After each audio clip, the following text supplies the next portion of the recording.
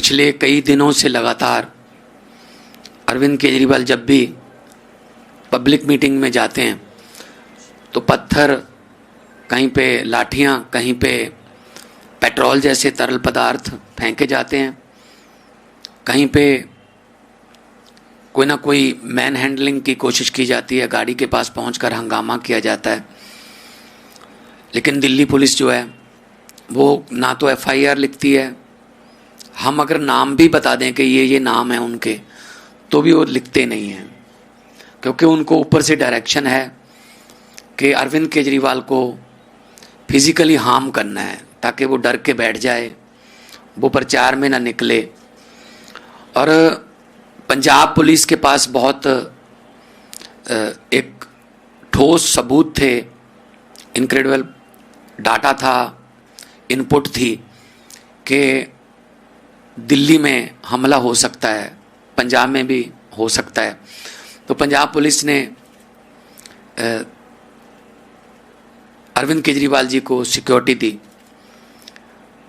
तो उसके बाद जब इनका ड्यूरिंग पब्लिक मीटिंग्स जब इनकी कई चालें फेल हो गई, ये तो वो बताई गई हैं जो हो गए इन घटनाएं, कई इनके फेल हो गए क्योंकि पंजाब पुलिस वहाँ तैनात थी, वो मुस्तैद थे, उन्होंने पहले ही रोक लिया। तब इनको, उनके आकाओं को पता चला कि ये तो गलत हो रहा है, जो हम सोचते हैं वो हो नहीं रहा। तो उन्होंने पंजाब पुलिस की सिक्योरिटी को हटाने का आदेश दे दिया। देखो, जो Z+ कैटेगरी में आता है वो देश में कहीं भी जाए उसको उस लेवल की सिक्योरिटी देनी पड़ती है। अभी यहाँ योगी जी भी पहुँच चुके हैं, अभी यहाँ राजस्थान के मुख्यमंत्री, अभी यहाँ हरियाणा के मुख्यमंत्री, मध्य प्रदेश के मुख्यमंत्री भी पहुँच चुके हैं। तो उनकी जो सिक्योरिटी है वो अपने प्रदेश से लेके आए हैं और यहाँ भी उनको दिल्ली की पुलिस और सेंट्रल फोर्स मिलती है क्योंकि Z++ कैटेगरी के। तो ये काफ़ी देर से साजिश चल रही थी कि वैसे तो जीत नहीं सकते अरविंद केजरीवाल से, ना तो आप एजेंडे में जीत सकते हो, ना आप मैनिफेस्टो में जीत सकते हो, और ना लोगों के प्यार के मामले में जीत सकते हो। लेकिन उनको फिजिकली हार्म करो। वो कहते हैं ना, जब कोई पहलवान हारने लगता है तो वो गलत हथकंडे अपनाता है, कोई कान ही खा जाता है,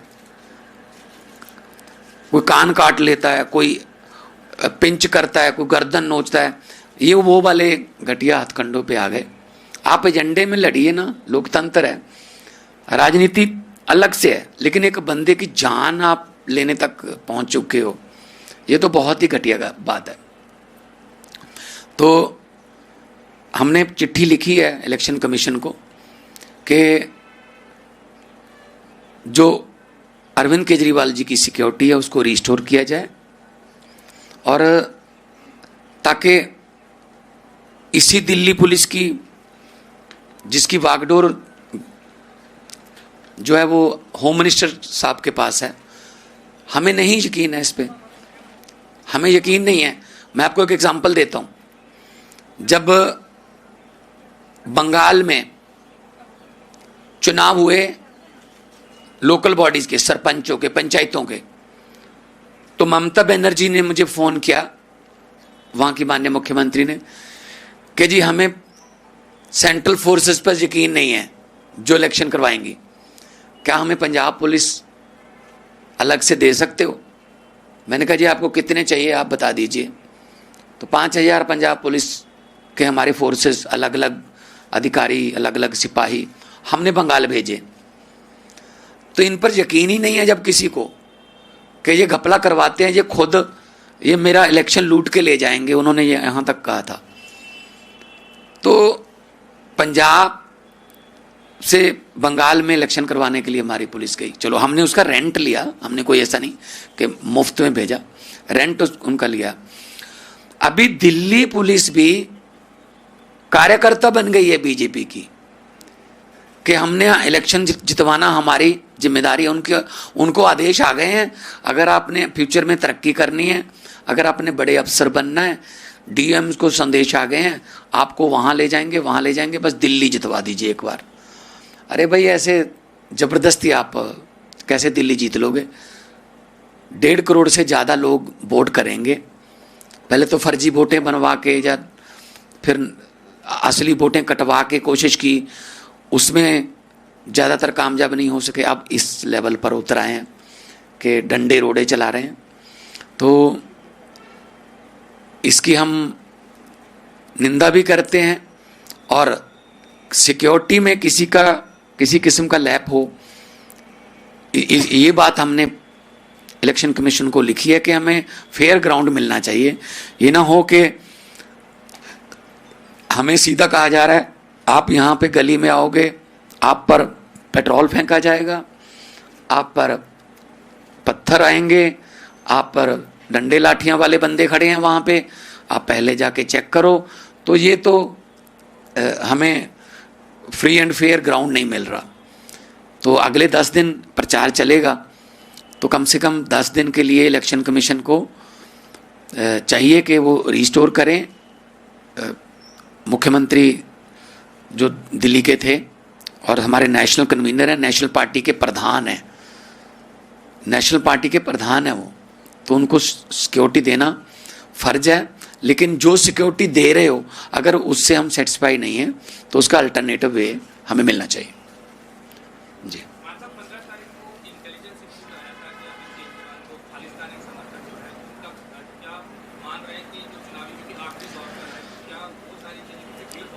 जो 15 तारीख को आया था अरविंद केजरीवाल के लिए, वो हमने दिल्ली पुलिस के साथ शेयर किया था कि ये ऐसा थ्रेट है, आप हमारे साथ सहयोग करें। तो तब उन्होंने थोड़ा किया बा, लेकिन उसके बाद ऊपर से फिर आ गया उनको रुक्का कि भाई ये काम नहीं करना, बल्कि जो पंजाब पुलिस है उसको भी हटा लो। तो हमने उनके साथ शेयर किया था सारा कुछ, जो भी इधर उधर से जो इनपुट आती हैं। तो क्योंकि 26 जनवरी का जड़ा महीना भी आ रहा है, परसों 26 जनवरी का, तो सिक्योरिटी वैसे ही टाइट रहती है। तो ऐसे दिनों को खास तौर पे गैर सामाजिक तत्व जो है वो चुनते हैं कि सिक्योरिटी का ध्यान कहीं और है, तो हम कहीं और जो है अशांति फैलाएं। तो हम नहीं चाहते कि ऐसा हो देश में। हम शांति प्रिय लोग हैं। हम तो लड़ाई की बात ही नहीं करते, हम तो पढ़ाई की बात करते हैं, हम तो स्कूलों की बात करते हैं, हम अस्पतालों की बात करते हैं, हम बिजली पानी की इंफ्रास्ट्रक्चर की बात करते हैं। हम ये गाली गलोच वाली तो बात ही नहीं करते। गाली गलोच वाले तो वो हैं, हर बात पे गाली देते हैं, हर बात पे वो उनका मकसद यही रहता है कि इनको गोली मार दो, इनको ये कर दो, इनको वो कर दो। वो हमारा कल्चर नहीं है, ना ही हमारी वो लैंग्वेज है।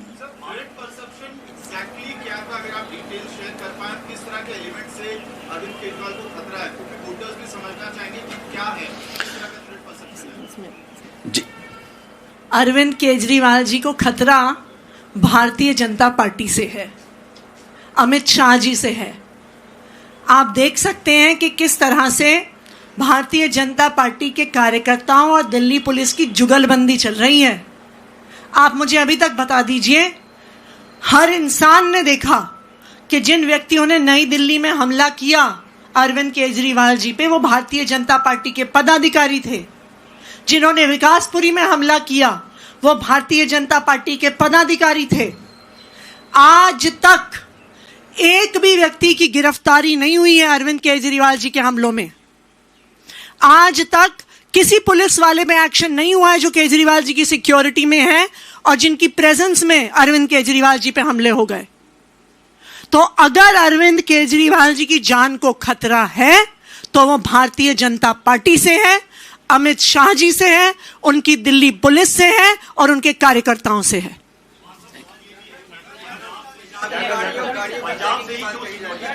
है जी नहीं, पंजाब, एक मिनट, ये देश की राजधानी है। पंजाब यहाँ से 250-300 किलोमीटर की रेडियस में है। तो आप एयरपोर्ट पे चले जाइए अभी, तो पंजाब की गाड़ियां वहां पे आपको मिलेंगी, क्योंकि एनआरआई पंजाब से आते और जाते हैं। क्या उन सब गाड़ियों में गुंडे बैठे हैं? पंजाब में इस वक्त हरियाणा पुलिस की भी हरियाणा नंबर की भी गाड़ियां हैं, राजस्थान नंबर की भी गाड़ियां हैं, देश के हर स्टेट से जहां लोग रहते हैं। क्या पंजाब की गाड़ियों में सिर्फ आप कह रहे हो कि पंजाबी जो है खतरा है, पंजाबी देश के लिए खतरा है? ये परसों 26 जनवरी मना रहे हो, पंजाब अगर पंजाबी कुर्बानी ना देते मनाते, तो पिछली बार तो झांकी भी नहीं डाली थी उन्होंने पंजाब की। इतना नफरत पंजाबियों से। मैं तो ये कहता हूं अगर इनका बस चले ना बीजेपी का, ये हमारे राष्ट्रीय गीत जनगण मन में से पंजाब निकाल दें। आता है ना पंजाब सिंध गुजरात मराठा, वहां इनका पता क्या कोई और स्टेट का नाम डाल दो जो तो पुराना हो गया। तो ये यहां तक नफरत करते हैं। पंजाब की गाड़ियां जो आती हैं, बहुत से लोग हमारा अपना बिजनेस करने के लिए आते हैं, और बहुत से लोग हमारे स्टार प्रचारक जिनके नाम दिए हुए हैं इलेक्शन कमीशन में, हमारे एमएलएस भी आए हुए हैं, वो पंजाब की गाड़ियां लेके आए। आप अभी जाओगे, कहां तक जाओगे आप देखना, आपको देश के हर कोने की गाड़ी मिल जाएगी। अभी जो योगी जी आए हैं, तो हर यूपी की गाड़ी जो है वो योगी के साथ आई है। यूपी की वैसे भी गाड़ियां आती हैं, नोएडा में जाती हैं, गुड़गांव जाते हैं। तो ये क्या, उनको असल में कोई एजेंडा नहीं है।